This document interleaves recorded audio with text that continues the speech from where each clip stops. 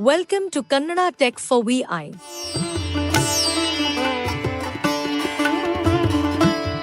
Dear viewers, I have started a YouTube channel on Kannada Tech for VI. The contents of this channel include the following.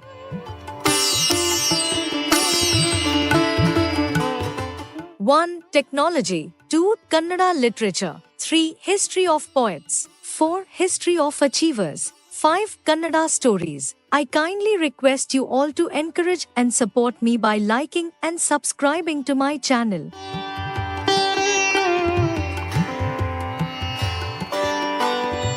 This is specially created for the visually challenged.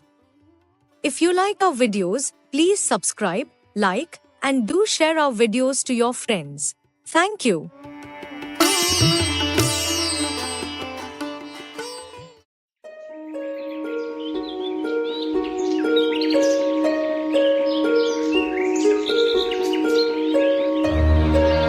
ಸ್ವಾರ್ಥದ ಫಲ.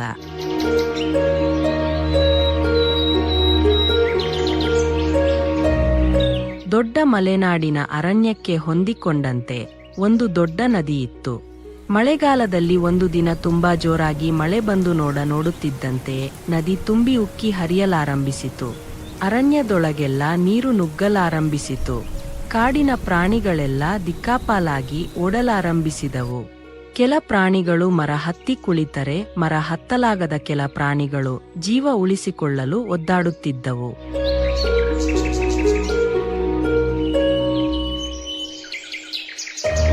ಇದನ್ನು ಕಂಡ ಅಲ್ಲಿಯೇ ಇದ್ದ ಚತುರ ಈಜುಗಾರ ಕಾಡು ನಾಯಿಗಳು ಮೊಲ, ನರಿ, ಜಿಂಕೆ, ಕಡವೆ, ಕರಡಿ ಮುಂತಾದ ಪ್ರಾಣಿಗಳ ಜೀವ ಉಳಿಸಿದವು.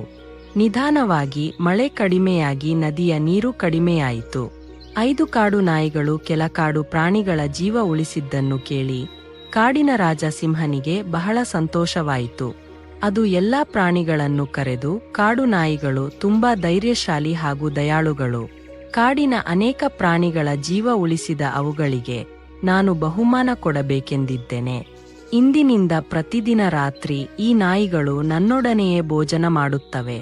ನೀವೆಲ್ಲರೂ ಅವುಗಳಿಗೆ ಗೌರವ ಕೊಡಬೇಕು ಎಂದಿತು. ಕಾಡಿನ ರಾಜನ ಮಾತಿಗೆ ಎಲ್ಲಾ ಪ್ರಾಣಿಗಳು ಜೋರಾಗಿ ಚಪ್ಪಾಳೆ ತಟ್ಟುತ್ತಿದ್ದವು.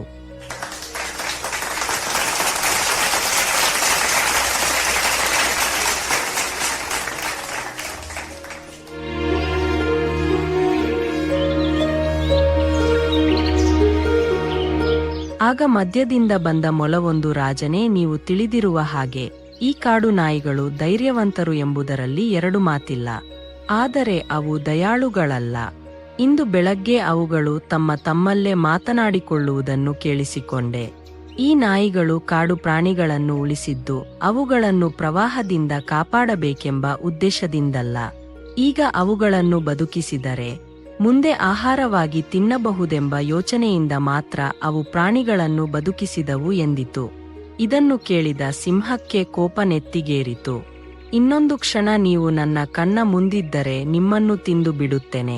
ಮತ್ತೆಂದು ನನ್ನ ಕಣ್ಣಿಗೆ ಕಾಣಿಸಿಕೊಳ್ಳಬೇಡಿರೆಂದು ಹೇಳಿ ಕಾಡು ನಾಯಿಗಳನ್ನು ಕಾಡಿನಿಂದ ಅಟ್ಟಿತು.